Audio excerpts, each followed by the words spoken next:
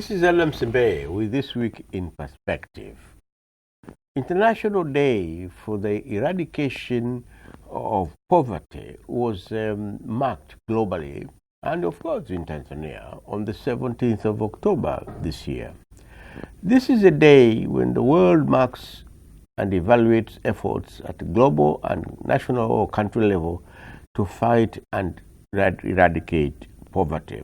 And this day has been observed every year since 1993, when the United Nations General Assembly passed a resolution 47/196 designating poverty remains a core of the Millennium Development Goals, currently referred to as Sustainable Development Goals.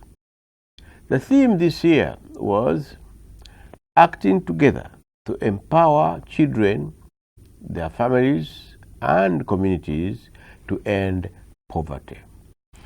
Fortunately, in Tanzania, a very successful administration since independence under Mwalimu declared poverty as one of the three major enemies of development. And poverty, of course, was one of them. A very successful government has therefore designed and promoted programs to fight poverty. To discuss this very important topic today, I'm joined by only one panelist, Professor Prosper Honest Ngowi, or Honest Prosper Ngowi, whichever you want to start, who is the principal Mzumbe Business School, Dar es Salaam campus. A very well-versed researcher, economic researcher. He has done a lot of studies in this, and fortunately, a couple of weeks back, he wrote a very interesting piece on poverty eradication. Fortunately, or unfortunately, he's the only panelist on my program today because I was not able to get three other panelists to participate. And gender imbalance, unfortunately, has not been balanced today. So bear with me, viewers.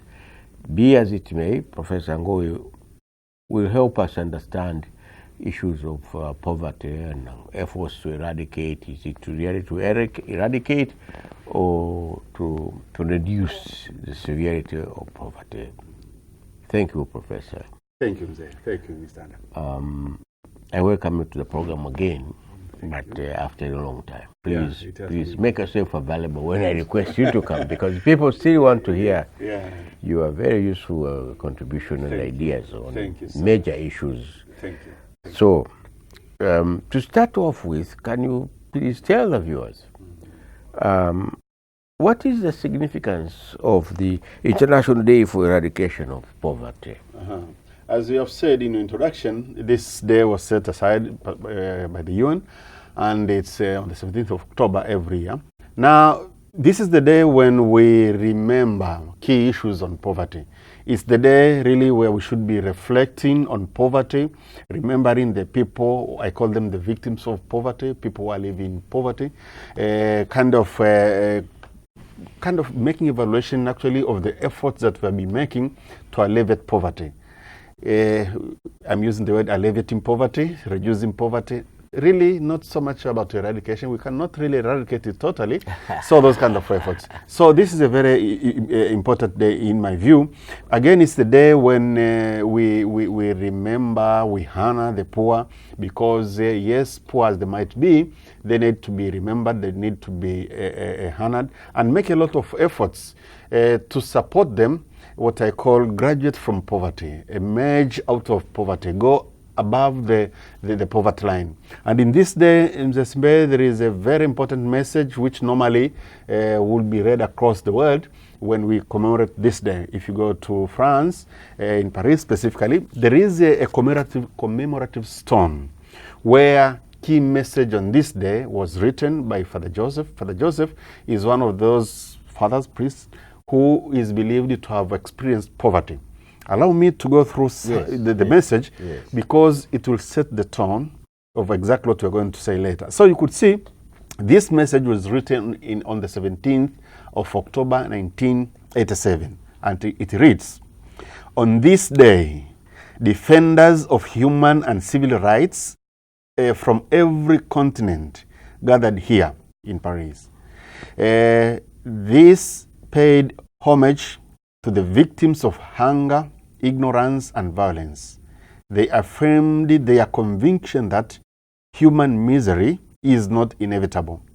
They pledge their solidarity with all people who, throughout the world, strive to eradicate extreme poverty. Wherever men and women are condemned to live in extreme poverty, human rights are violated. To come together to ensure that these rights are respected is our solemn duty. Excellent. So you can very see, powerful. It is, really, it is. Every year on the 17th of October, I read this for myself on my writings, because I think it has a lot of, it puts us together, it puts the context of key issues here. You can see there are issues related to hunger, suffering, which are really manifestations of poverty. Somewhere way back, maybe 30 years ago, I was reading some on poverty. They see, there is this writing where said the plight of the poor is written on their face. When you see some, the face of poor, you can really see what they are going through. But of course, you can't interpret it. No. But now you could see key issues now is poverty is not accepted. It's suffering. It's misery. We have to fight it. Yes. Now, the key message here is talking about eradicating poverty, and I know Samuel will be discussing this. Although really, there is a debate now. Do we eradicate it? Do we alleviate it? Do we reduce it? You could see our friends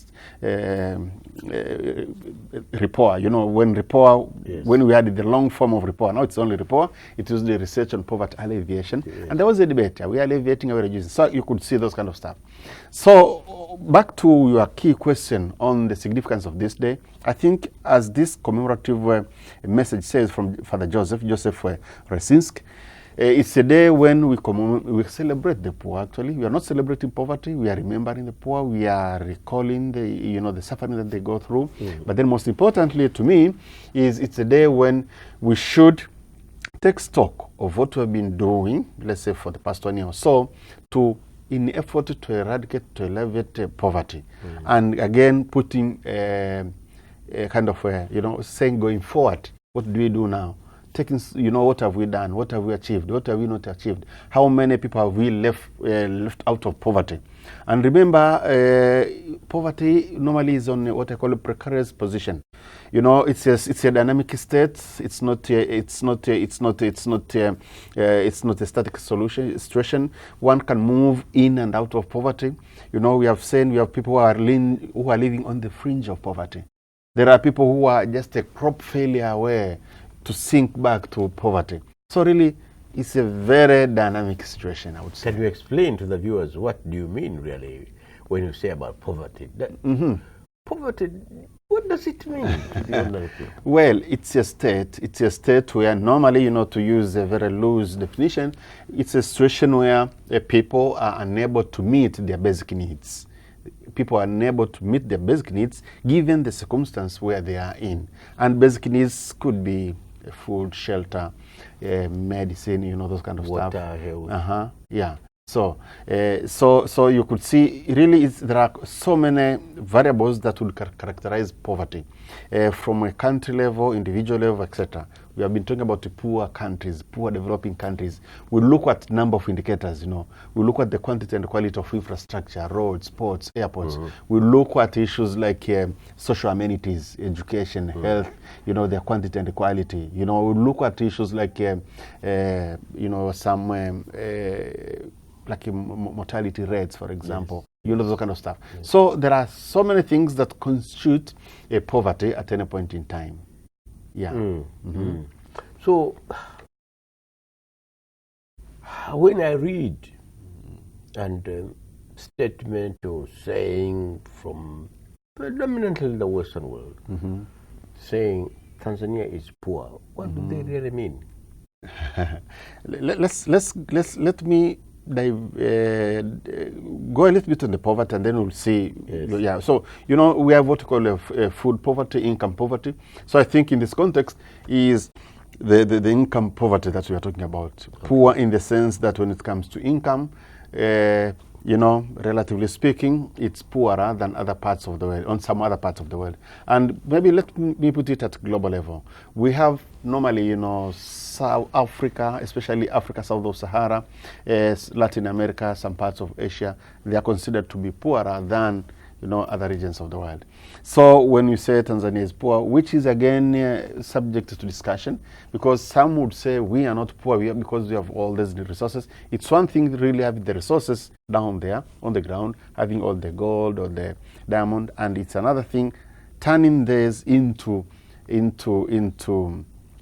wealth. So when we say Tanzania is poor in this context, it is those indicators that I've been telling you. You know, remember, for example, among other things, we want Tanzania to move to what we call middle income country. It means our income is really low now, really indicating some level of poverty in terms of the indicators that I've been telling you. When we look at the roads, our ports, airports, you know, infrastructure, relatively poor in quantity and quality compared to others. When you look at our education attainment, for example, quality of let's say school education infrastructure, quality of health infrastructure compared to those of more developed parts of the world, you know, that's the point. When you look at income levels, and here is the question of, you know, what we call a per capita income, you know, how much each of the citizens of a country is earning. You see, the countries that we call poor, they earn below a certain minimum threshold. Yeah.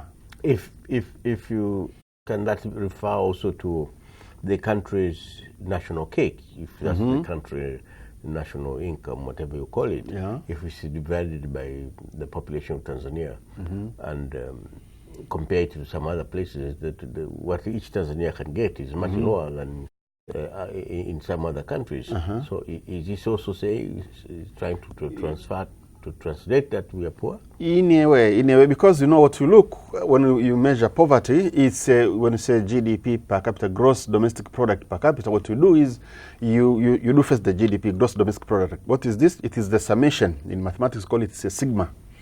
It's a summation of all monetary value of goods and services produced in an economy, what you produced in mining, in industry sector, in agriculture. You sum them together, you get your national income. Now, you divide by the population of the country. That's what we call GDP per capita. You divide by the population. So the figure in Tanzania, I can't remember exactly figure, but then we divide by about 50 million Tanzanians that are around here. So on average, you say on average, everybody is getting, you know, this much. Now, this average, if it's below the World Bank criteria for a country to be low income, middle income, high income, you become a poor country. But of course, you should understand, this is just an average. Actually, it's just a number. There are what we call extremes. You know, we have what we call in statistics, we call outliers. We may say, oh, everybody here is getting around, I don't know, $1,000 per year. But there are quite a number who are making that in a day, you know? Yes, so, and there are those who can't even make it in a year. Exactly. So at the end of the day, really, it's this aggregation. And it's very important to, of course, because sometimes, you know, we'll be talking about, you know, how many are living beyond poverty line of around $1.5. It used to be a dollar per day, now around one or sometimes two. And there is a lot of a discussion around here, you know. Is it a correct measure? Should we use it? Some people say, why dollar? You know, and I would say really, in its defense, at some point you need, you know, international standard of measuring whatever metrics actually you need it. Because remember, we like to compare the countries. We like to compare country over time. We like to compare Tanzania, Kenya, Uganda, Rwanda, Burundi, Norway, you know. So we really have to have one unit to measure, and we used to use now this dollar. And part of the debate here is, you know, there are people who never have money, cash, but then they live good life anyway. I have some friends, Hadzabe or whatever, who have never seen money as such. But then they have no problem with shelter.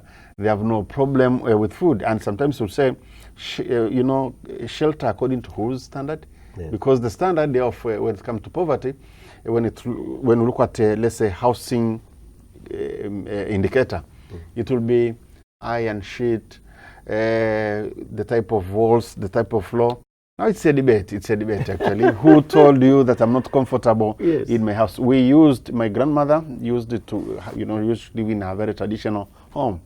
and we thought that we are developed. Let's put her modern state-of-the-art house with tiles and stuff, and you are going to sleep there yourself. I'm Not comfortable the way I am. I have no problem with my cows and pigs. I'm okay. Yes. So again, it's really a debate, you know. In fact, that's very interesting, because I was going to follow up on that question to say, okay, fine, to measure poverty in terms of income. Would you say the Maasai with 1,000 cattle is poor? Or somebody in Mbeya, Mbozi, for 100, 200, 300, even 1,000 acres, and he gets so much in terms of coffee, is he poor? So can poverty be understood by these people? Now, that's what I'm saying. Really, it's something relative. It's very relative. What we consider, what some people consider to be poverty, others will say it's not poverty. You know, the indicators that we are using, I think that's really the issue. Giving this example of one with a herd of 1,000 cows, yes. But really, the clothing is not maybe yours and mine. And the question is, you know, you're saying bad clothes according to who? You are saying I don't have a good house according to who? You know, that kind of stuff. But then what you are saying, Zesimbe, is we need now standard, at global standard. Normally we use the World Bank standard. We have to agree with, you know, there is a minimum situation, minimum measure on which now we have to accept that, you know, if this income is below this, these people are considered poor. You know, those who cannot really meet their very basic needs. You know, they are income poor, for example. Yeah. Okay, then thank you for your explanation so far. So, how serious is poverty worldwide, on the basis of what you explained? Yeah. And the criteria of classifying poverty worldwide, but particularly in the African continent, and so down to Tanzania. Yeah. You know, poverty is a serious problem, very serious problem. In terms of numbers, we are talking about hundreds of millions of people who are living in poverty, you know. Hundreds of millions, you know, of people who are living in poverty. And the key issue is now the implication now when they live in poverty. You know, when they cannot meet their basic needs, when they are not sure when they are going to get their next meal, when they are not sure what would happen if they fail sick, you know, issues of vulnerability, you know, when they are not sure, you know, about the shelter. As I told you that just a while ago, people who don't know if it doesn't rain this season, you know, what happens to their state of poverty. So it's a big problem in terms of number of people who are in this, you know, in this situation globally. And of course, this differs across the continent, across the world, the world. There are some continents which appear to have more higher incidences, as you call it, incidences of poverty than others. Africa now, and specifically Africa south of Sahara, is one of those where there are. But of course, in terms of number, Asia, I think that's where we see more people, of course, due to the sheer number of the people out there, you know. Yes. Yeah, but so Asia, Africa, Latin America used to be, you know, I mean, not used to be, it's you know, has more bigger problems when it comes to poverty. Within Europe, maybe you come a little bit to Eastern Europe, a little bit of Southern Europe than Western Europe, you know, that kind of stuff. So it's a big problem. And you could see the severity of the problem when you look at the efforts also that is put aside to fight it.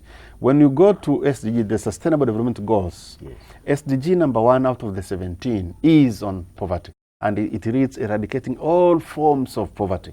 So I think if, you know, we could see the UN is coming, throwing all its weight on fighting poverty, it's really, it's a significant problem. In Tanzanian context, you could see since Mwalimu's time, he came with these major enemies. Yeah? We had poverty, we had diseases, and hunger. So you could see, and ignorance. Yeah. So you could see again, this reflects again that really this is a serious problem. Yeah, if a country as a country and a statesman of the likes of Nyerere would put poverty among the problems to be fought, you can see it's a problem. And as you have said in your introduction, the successful administrations have been putting poverty as one of the key issues that we should be fighting. If you read Vision 2025, you know, the Tanzania Development Vision 2025, whatever you look at the end of the day is we want to eradicate poverty, or rather to reduce poverty. You know, if you read now, we had in Kukuta a program specifically for poverty alleviation, you know, in Zanzibar, Mkuza. Now, of course, it has been merged with the Tanzania 5 years development plan. Whatever we are doing there at the end of the day is to eradicate poverty. Look at policies, sectoral policies and what I call, you know, cross-cutting policies. Sectoral meaning minerals, industrialization, all the policies at the end of the day, you don't miss the word poverty. You don't miss the word poverty. So the idea eventually is to reduce poverty. Exactly. Or to eradicate. Yeah. So you can see, and you know, going back to what I said earlier, although now the name has changed, our friends were Professor Mwangu was a propoor. By then it was, you know, research on poverty alleviation. Now, of course, the name just stands the way it is.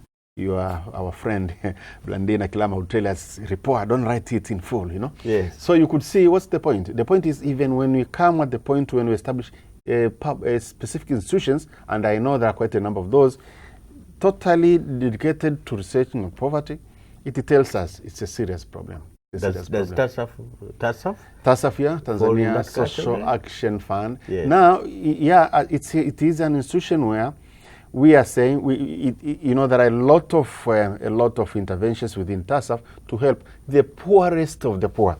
The poorest of them, not only the poor, but then the poorest of the poor. And you leave out the poor. You only focus on the poorest of the poor. Yeah, the poorest of the poor. Because again, as you have said, you know, you need what you call targeting and focusing. Yes. Because if you have, if you try to reach everybody else and the resources are not so adequate, you know, I think it's proper to focus on the poorest of the poor, because you know these are the most vulnerable. And you could see, I happen to have evaluated, to have participated in evaluation of TASAF twice actually with the World Bank staff. You could see here, these are interventions that are helping to lift these people out of poverty. That is the word, to lift them out of poverty, to make them graduate from poverty.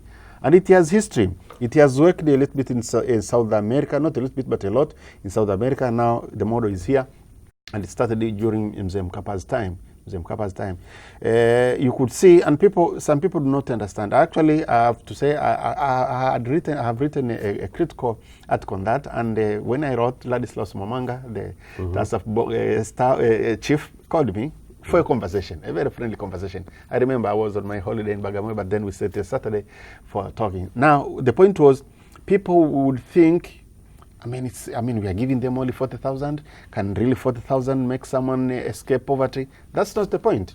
That's not the point. To me, and this is the good side of TASAF, it is just a lubricant actually. It's a facilitator to help people escape poverty in a way. Because 40,000 actually, those who drink, it's a single round. So you cannot really escape poverty. But I have seen people who are giving testimony along the coast region, that the money they get, small, it has helped them escape poverty. Because again, it is conditional. It's called conditional cash transfer. Condition that I give you this cash on condition you take your kids to school. I give you this cash on condition, it has health issues, etc. So, but also with TASAF, again, now that you're on TASAF, part of what it does in the context of poverty is, social inclusion. Remember, Mzee Simbe, the 40,000 or 20,000 that one gets immediately puts one among others in the society. I've seen people who are excluded because they cannot go to, in my own village, they cannot go to and drink in bed with their fellow old men because they don't have that 1,000 shilling. But then the moment they get it, of course, the purpose is not to go and drink, but then it gives you some comfort to go to the community. Yes. It makes this one a credit worth. I've seen people who are getting only 20,000, and this is some other studies that I've been doing on universal pension in Zanzibar specifically, and you know they were given 20,000 per month. They are given actually people over 65, everybody from the Mwenye to the poorest of the poor in Zanzibar. This is not for the poor, this is for everybody. Now someone would ask, I mean 20,000 only? That's not the point. The point is what can this 20,000 do in one's life? So I think the model of TASAF is the same here, I would say. Okay, Professor, very, very interesting. How does Tanzania therefore fare in the fight against corruption? I mean, not poverty. Poverty. Yeah. And the efforts to combat poverty in Africa and among African countries, for example, in our own region. Yes. How does Tanzania fare? Yeah, in fighting poverty in Tanzania, I think there are really, it is faring well, I would say, it is faring well. If you read like a human development reports and does some... UNDP report? Yes, yeah, the UNDP thing. And of course some other metrics, you will see there has been some, and the word is some reduction in incidences and rates of poverty. I don't have the specific figures here, and I don't like to quarrel with Dr. Blandina Chua with the statistics bill by coming with the wrong figure here. But I know it's somewhere around 20-something, you know, poverty rate, and it has gone down. It has gone down, you know, over years. But of course, as we are saying, it differs actually. There is rural poverty, urban poverty. Rural poverty is higher than urban. There is poverty among youth. I think youth relatively tend to be poorer than, you know, those kind of stuff. How about among men and women? I would say women tend to be poorer actually in statistics. I don't have figures, but because intelligence. Because they're not earners or what? Well, there are quite a number of issues. There are some cultural, you know, social cultural issues when it comes to issues like assets and assets ownership within the African context, broadly speaking, and in Tanzanian context. There are issues of education and education attainment. Normally, women have lower education attainment, again due to quite a number of issues. That is in general, of course. General, of course, general. There are quite a number of women who are much ahead of men. Yes. But I'm talking broadly speaking. Yeah. There are issues of, you know, positions, you know, there are issues of pay, you know, normally, occupations, you know. Women tend to be in occupations which are less paying than men, you know. Some studies will show that. So again, on you know, how it has been faring, in my view, it has been faring well. From Nyerere's time, I'm sure, there has been a lot of efforts to eradicate poverty. With Mzee Mkapa, with his TASAF, I think TASAF was established in Mkapa's era. Really, there's been quite a lot of efforts, and I think, you know, they are paying off. And even in this regime, there are efforts to fight poverty.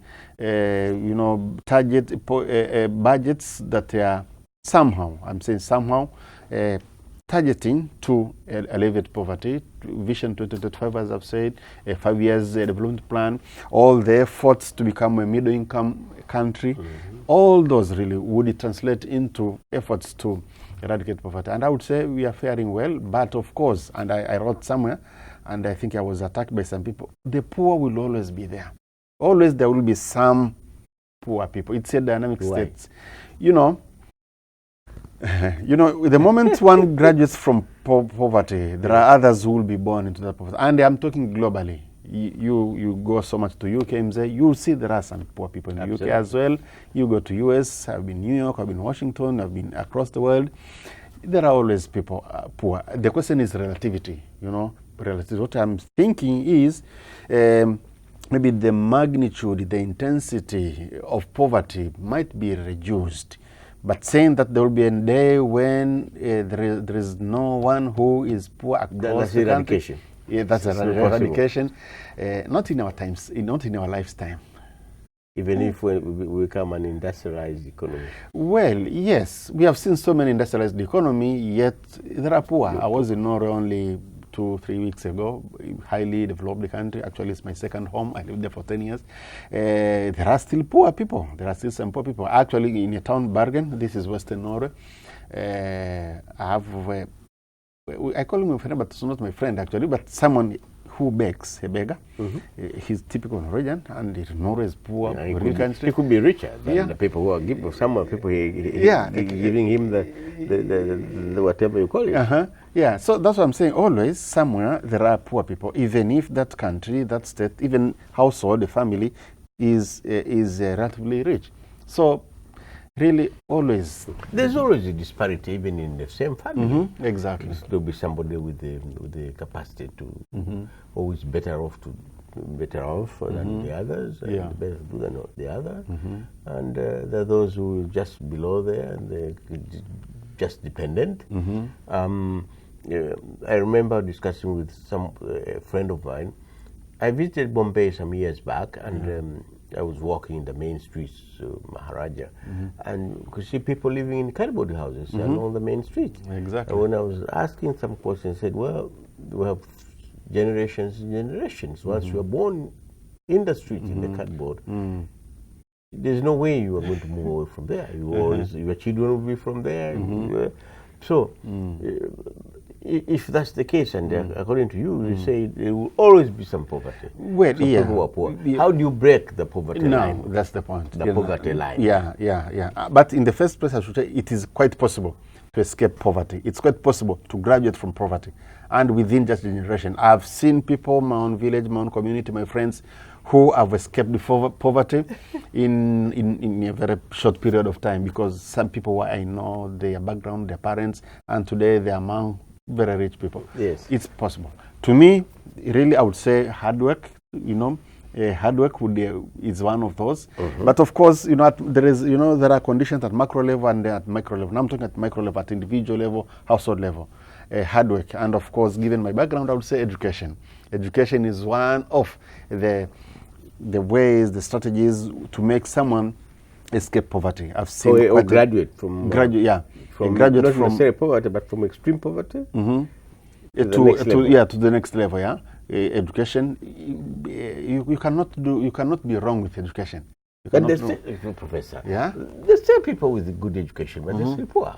I mean, it depends on relativity because of that poverty. If poverty is related to income, translated in terms of income, I mean, they have university degrees. Some of your students who graduate, they walk in the street, they have no jobs. It's a matter of time. It's a matter of time before they. I won't call them poor as such. Yes. Because they have the earning potential. I would say, what education doesn't fill cash in your pocket. But then it gives you capacity, it gives you ideas, it gives you a wide horizon of thinking, of moving out of poverty. So I would say anybody who has been properly educated and using his or her education, the word is proper. It is underlined, it is bolded, and it is in capitals. Really has a chance to escape poverty. If he or she, for that matter, has all those and he is still poor, there is something wrong somewhere. So to me, really, education is one of those vehicles of escaping poverty. But education by itself doesn't automatically make one, the moment one is conferred with a degree, poverty doesn't escape. Hard work again. Hard work is very, very important. Hard work is very important. And I've seen really people who have escaped the poverty, not because they had good education, because they have been working very hard. I've seen farmers. I was in Dodoma with smallholder farmers, people who maybe can't read and write, but then they are well off. Why? They are working very hard, tilling the land. And again, the question of working hard is working hard properly, in a very calculated way, like those who are... Given the conducive environment. Yeah, exactly. The provision of the basic infrastructure. Exactly. For them to kind of move up. Yeah. Now, tell me, you said, you and I agree that successive governments, Mwalimu, have come up with the strategies, policies to continue promoting poverty, reduction of poverty.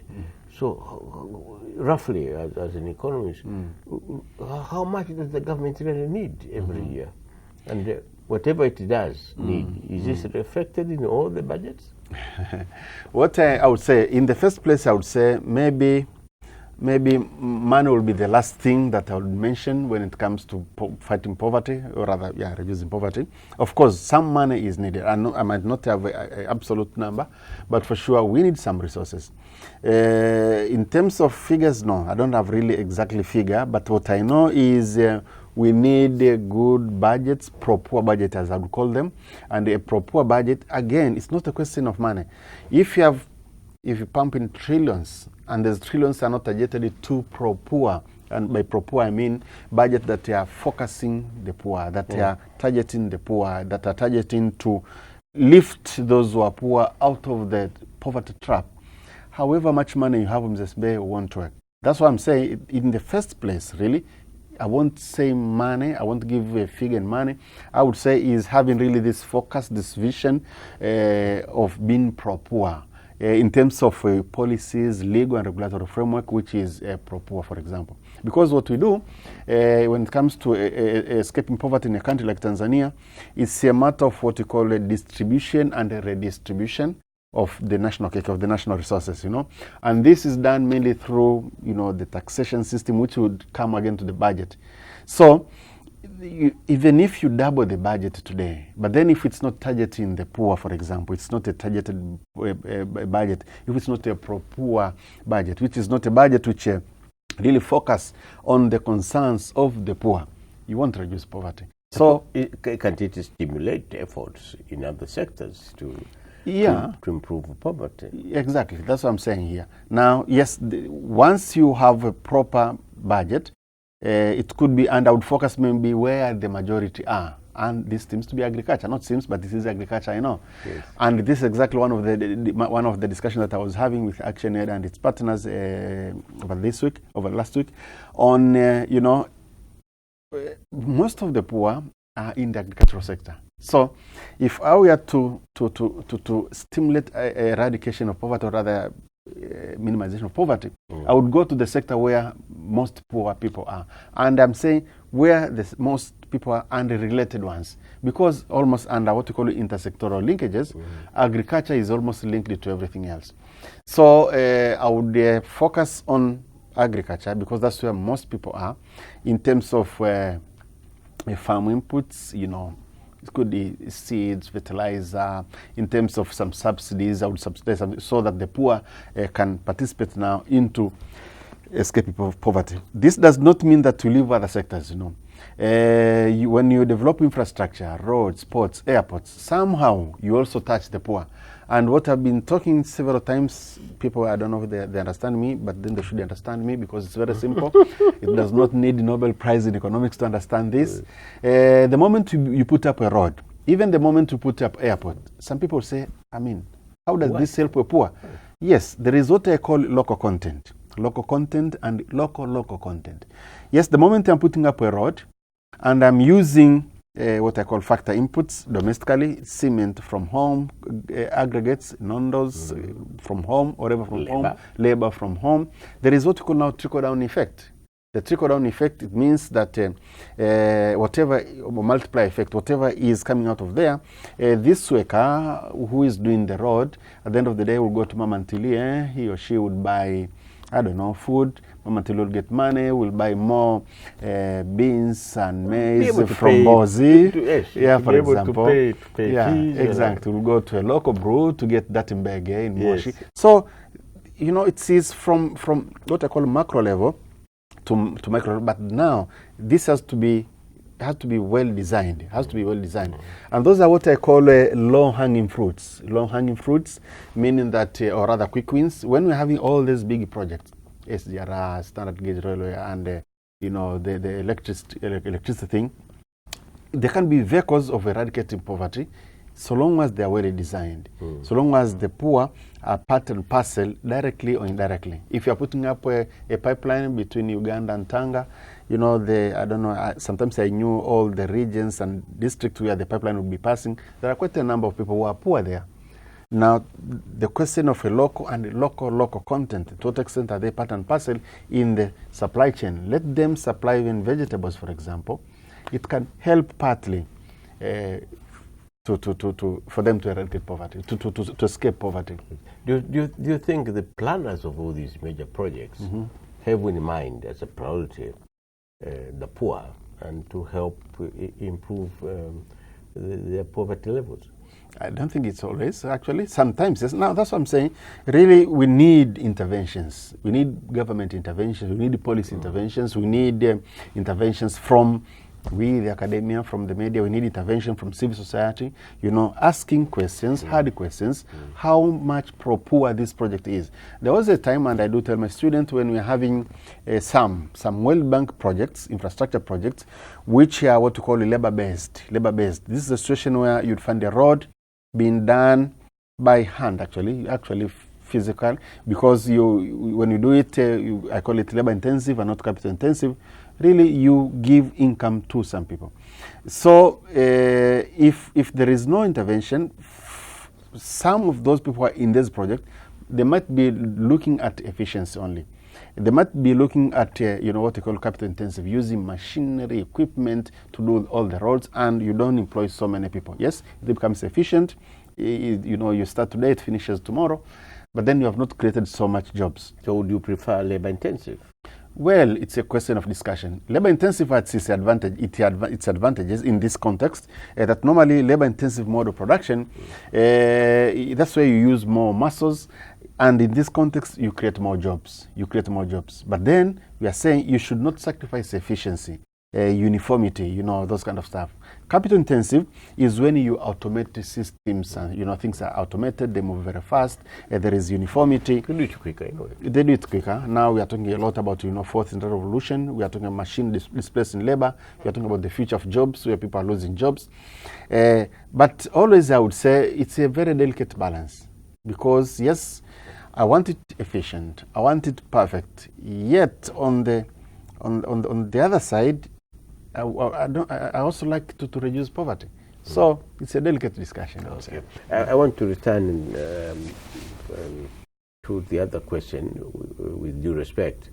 So, do you think, or indeed believe, that one day this country will be able to reduce, first, extreme poverty, and probably poverty altogether, so that everybody in Tanzania is somehow lives out of poverty, or out of the poverty line, instead of living on $1 a day, whatever the amount is being changed to. Do you believe that? Let me go to history.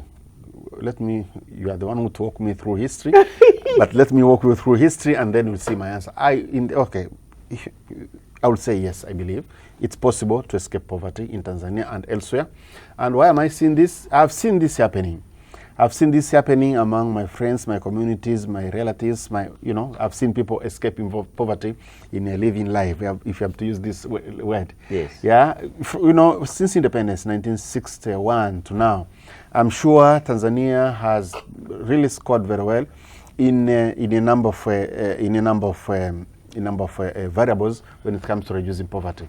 If you are to look now, if I'm to use now World Bank indicators of housing, the type of houses that have been seen in my own village, my own ward, my own village, I've crisscrossed this country, I've been almost everywhere. We have seen really some changes for better in terms of eradicating poverty.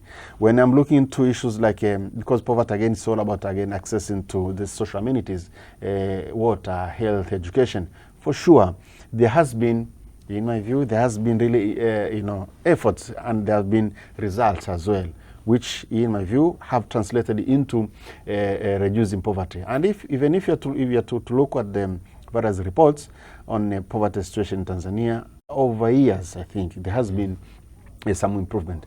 So I believe in economics, you say ceteris paribus, other factors remaining constant.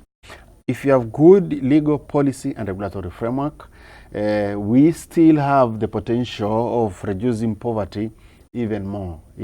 And here you could see it's both,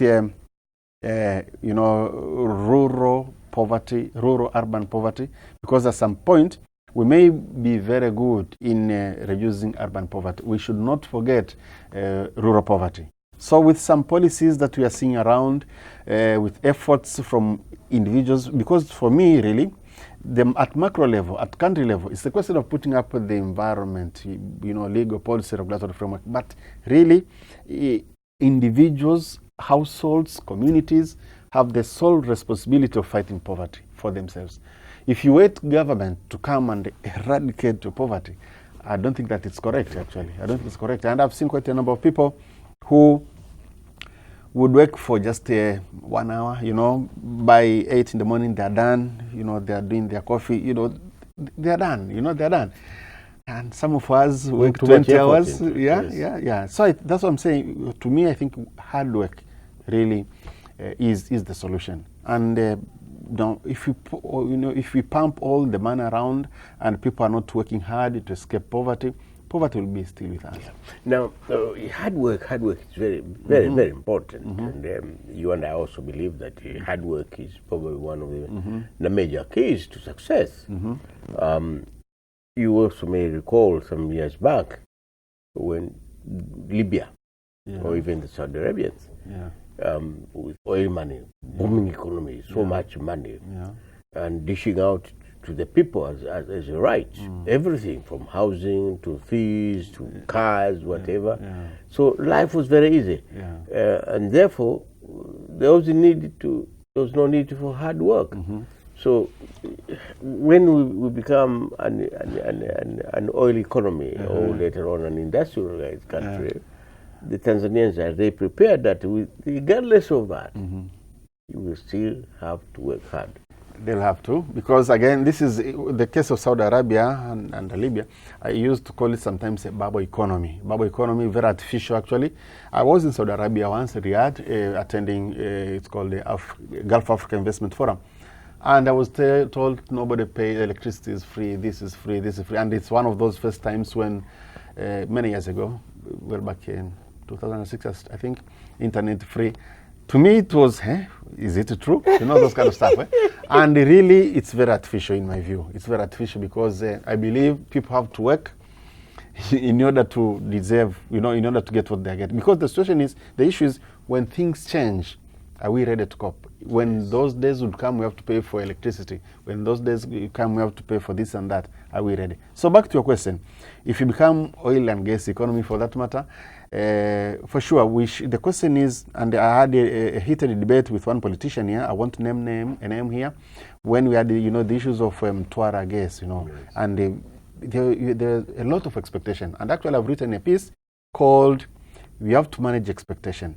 Because telling people that Tanzania will be Dubai tomorrow because of oil, everybody will relax. And one politician actually even said, I would distribute cash. I mean, that's the worst. That is the worst that can happen. That's the worst that can happen, Absolutely. because the Dutch disease thing.